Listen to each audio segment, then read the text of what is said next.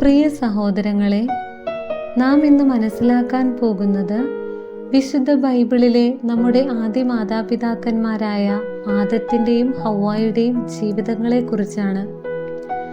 ദൈവം ആകാശവും ഭൂമിയും അവയിലുള്ള സമസ്തവും സൃഷ്ടിച്ചതിനു ശേഷം ഒടുവിലായി തൻ്റെ ഛായയിലും സാദൃശ്യത്തിലും സ്ത്രീയും പുരുഷനുമായി അവരെ സൃഷ്ടിക്കുകയും അവർക്ക് ഭൂമിയിലുള്ള സകലത്തിൻ്റെയും മേൽ അധികാരം നൽകുകയും അവരെ അനുഗ്രഹിക്കുകയും ചെയ്തു.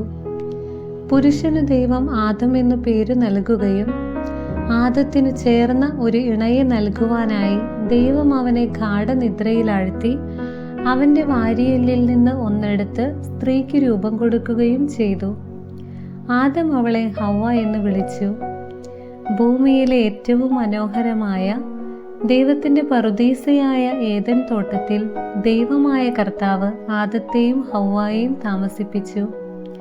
സകല സൗഭാഗ്യങ്ങളും അവിടുന്ന് അവർക്ക് കൊടുത്തതിനോടൊപ്പം തോട്ടത്തിലെ നന്മ തിന്മകളെക്കുറിച്ചുള്ള അറിവിൻ്റെ വൃക്ഷത്തിലെ ഫലം തിന്നരുതെന്നും തിന്നുന്ന ദിവസം മരിക്കുമെന്നും ദൈവം ആദത്തിനോട് കൽപ്പിച്ചു.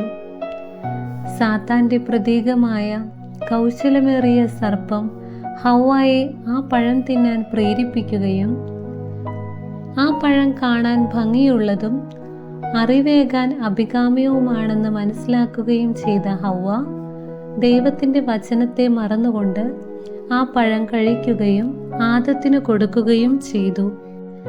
അവരിരുവരും ആ പഴം കഴിച്ചു കഴിഞ്ഞപ്പോൾ അവരുടെ കണ്ണുകൾ തുറക്കപ്പെടുകയും അവർ നഗ്നരാണെന്ന് തിരിച്ചറിയുകയും ചെയ്തു.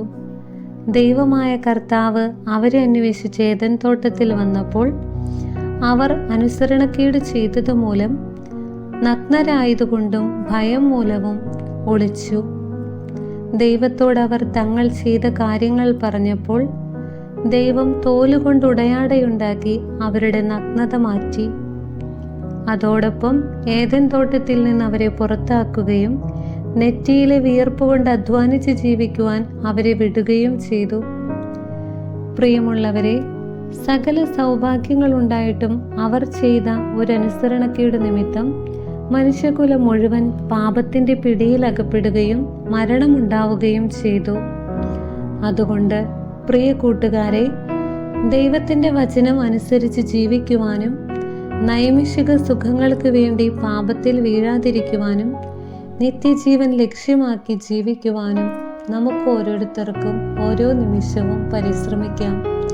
ദൈവം അതിനായി നാം ഓരോരുത്തരെയും അനുഗ്രഹിക്കട്ടെ. Ave Maria.